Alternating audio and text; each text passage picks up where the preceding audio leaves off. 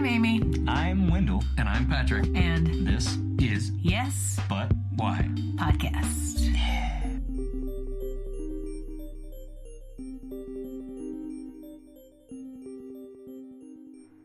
So thank you, Carina, so much for being with us here on the podcast. We're so glad to have you. I'm glad to be here. I have to say up front that I had terrible congestion today, so I took some Claritin D right before. Oh, good times. I had the choice between being able to enunciate and being able to make sentences.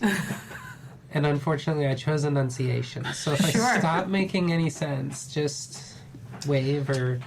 We're into it. Yeah. That sounds great. Yeah, I might be a little methy. Yeah, I'm glad you chose the D. I needed the D. Coherency's overrated. Yeah. I agree. So it's an ironic name then. Claritin doesn't bring you clarity. No. No, it was actually good. It was a generic one anyway. I think it was called, I Disclaritin or something. or like the Walmart one or the Walgreens one where it's like Wallatin or something. Yeah. I do like when it says compare to the other brand, but it's larger than the actual title of the thing you're buying. Just writing that trademark a little bit. Yeah, the Zyrtec I take every day is called Walzer. Mm-hmm. Yeah. Yeah, I mean, I do the same thing. I'm a generic I figured guy. if I could get a generic Zyrtec, it would be slightly less intense, and that maybe somehow that wouldn't hurt the baby. But I'm pregnant, by the way. I was like, in case I make a series of references to it, and then you're like, what are you talking about? Who's baby? I use What's this Wallenite to baby kill you're rats. putting Zyrtec to? Yeah. That's not one of the side effects of Zyrtec. Feeding children. May consume offspring. But it could be the Walmart generic. You never know. That seems right. Yeah. Oh, that's okay. That sounds like a good disclaimer. I mean, we've had people come in here and they're like, yeah, I've been drinking all day. And you're like, great. Yeah. No, I've been drinking none day. I'm just in here in a altered state of a different type. Oh, all right. Well, good. Yeah. Great. Like I said, if you become parched at any point, I know that mostly in the fridge is beer, but there's also a Dr. Pepper in case you're like, I'd love some sugar to balance out the Claritin. Yeah, well, maybe we'll just pour it all in a cup together and let God sort it out. Yeah, that seems right. Yeah. Call that a Coors Heavy. Oh, yeah. Yeah. Is there a regular Coors? I don't. There is regular okay. Coors. Oh, Yeah, yeah. it's in a yellow can and it just says banquet beer. That's Coors Banquet beer. There was a regular Coors, but now they've rebranded it. As Okay, so... Yeah. Gotcha. It's sort of like they had to do the old Coke thing because they did so many new Coke things with Coors when it sold to Miller. I'm sorry, I grew up in Colorado. I can give you the history of Coors. Wow, really? It's not that interesting. But I think I just covered that. Yeah, it sounds like you... And that was it. Yeah, pretty much. So you're from Colorado, it sounds like. I'm from the land of the water that you taste when you drink Coors. Yes. And they've in school, like in Texas, they teach you Texas history. Right. In Colorado, they teach you beer history. Kind of. You just read the cans and pick things up. That's how I learned to read. It's not formal coursework. It's more like online. Just pick it up off It's the kind of like ground. National Treasure. You're just picking up clues on shitty cans of beer. Oh my God, that's a great new National Treasure spinoff. I really want that. Just led by what was Jimmy Carter's brother's name? Or was it Jimmy Carter? No. Jimmy Carter, the idea. president? Yeah, which one had a beer named Aaron after him? Carter?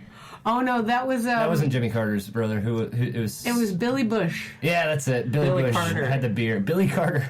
Yeah, Matthew McConaughey's brother named his kid Miller Lite. So. I believe that's H.W.'s brother, Billy Bush, who had the beer named after him. Yeah. Oh, good for him. Back in the day when you were a drunk, people found that charming. Sure. Yeah, like Andy Griffith, Oh, it's cute. He's just gonna sleep it off. He's gonna do the same thing tomorrow. Probably show his dick to some kids. There were so few. There's only one per town. You had to protect that natural resource.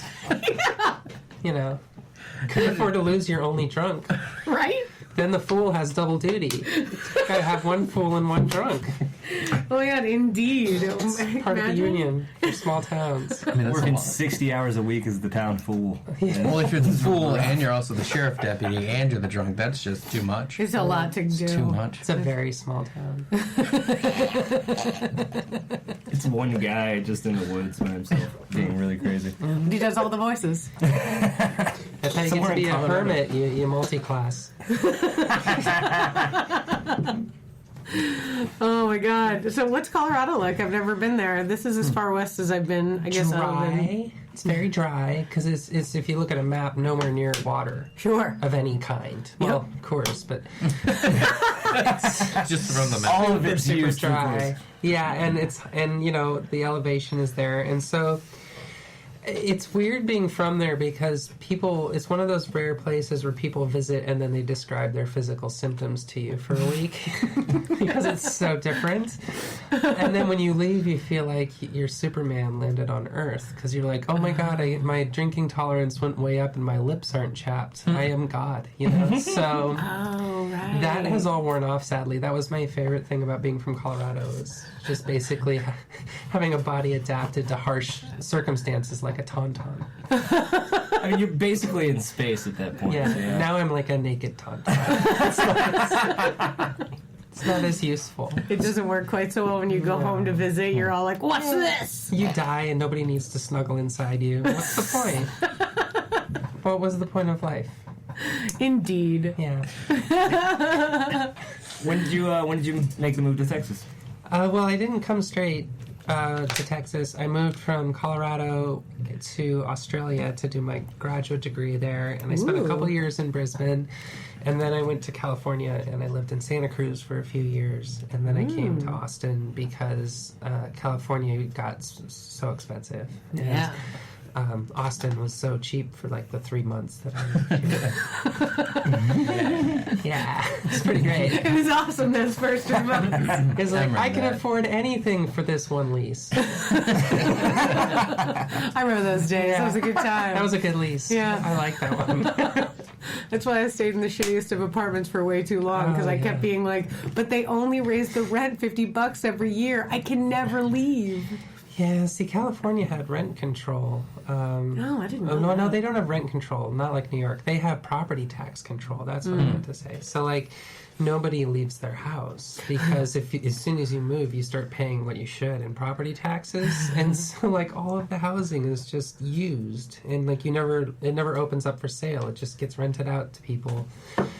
And so, yeah, it's a runaway train for housing prices. Whereas here, it's more of a, I don't know, a pokey mule. Keep up. That There's randomly only ups and kicks. downs. That randomly kicks. I've Yeah. had some Yeah. weird, like, just spikes. It's like, Yeah. this is worth more than my home is worth my... Yeah. Oh yeah, I think you two Yeah. are the only ones that actually own Own homes. stuff, yeah. Yeah, Wendell and I don't own Yeah, anything. Yeah, That's new. I haven't even moved into it yet. Oh. So we'll Oh see. yeah, I saw you posting see. that the people hadn't even left yet. We got them out. Good. We got them out, and I did not have to call the cops or Dirty Harry them or anything. But it was the first time in my life I wish I owned a gun. I get it now. Like I've been vigilante justice all of a sudden. I've been this like soft-hearted, mild-mannered little girl my whole life, and then I own some property, and I'm like, get the fuck off my property. Nice. Immediately went right to that. I'm like, what implement can I use to convince them of my sincerity? I'm like, oh yeah, Guns. tire irons. And I started there, and then that luckily worked. Ooh, I'm looking forward to the shotgun shopping we're gonna have. It's gonna be fun. That is a good choice for a home.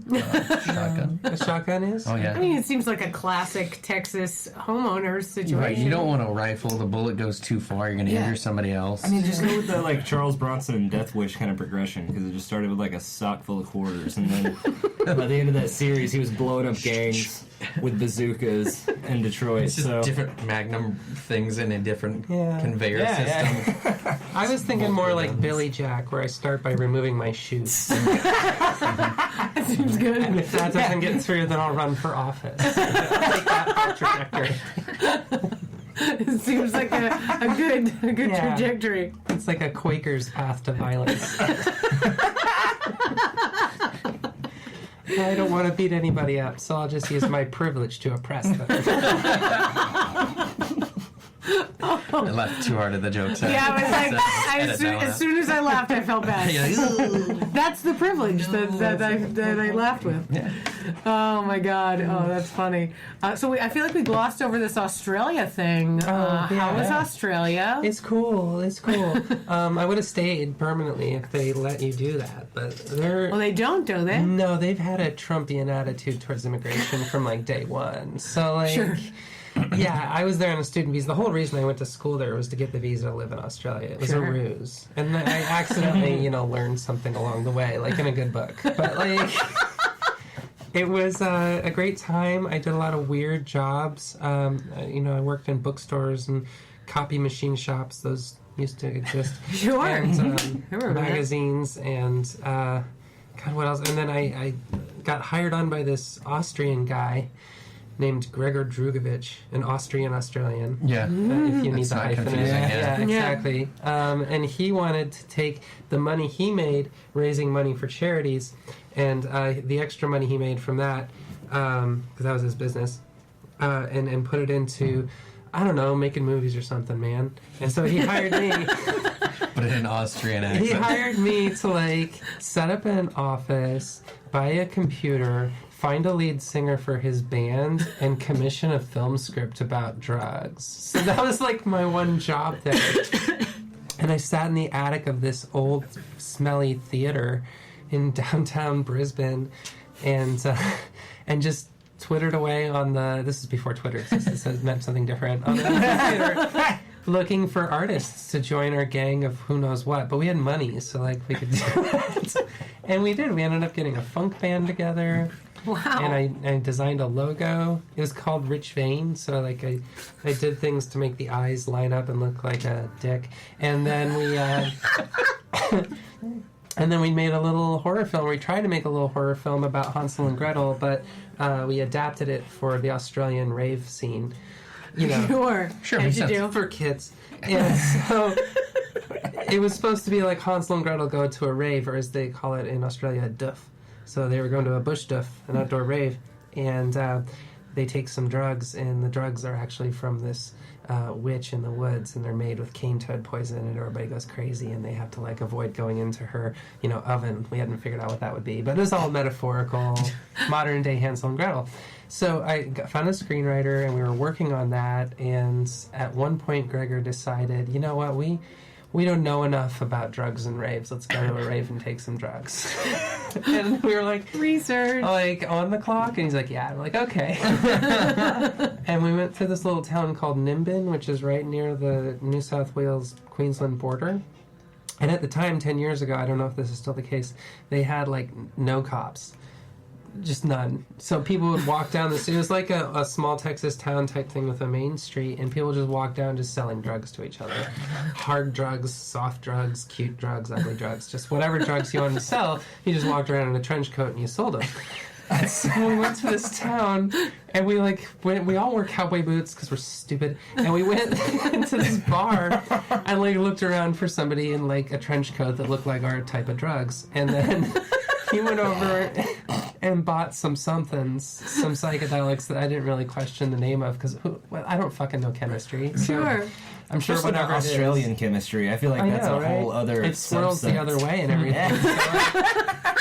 Centrifuges. So yeah, the cane toad eyes like twist the other way when you're on your spirit journey. So I was like, basically, is it ayahuasca? And he said no, and I'm like, cool, then I'll try it. So that was the only thing. That's we all have our thing. Like I don't do tequila. Okay, so we get our drugs, and then we drive out to the bush stuff, and we get there, and they just have a bunch of tie-dyed sheets hung from the trees. Sure. And then underneath were DJs playing. Multiple DJs. Just lots of DJs, one under each tie-dyed sheet. It was kind of like a dorm, but outside. And they were playing, like, primitive... what's the word that tribal? kids call it? No. Yeah, tribal, but like it's dubstep. Yeah, primitive dubstep. Like dubstep was just getting invented. I think like at this dish, like this one DJ accidentally dropped the beat, and everybody's like, "Well, that was cool." Like it was like just figured that out. Yeah, it's like Back to the Future. They're like calling out to America, like, "No, it's your cousin, Brillix." Yeah. It's the sound you've been looking for. So everybody was dancing and whatnot, and it was me and the screenwriter and the bass player. Why did our film have a bass player?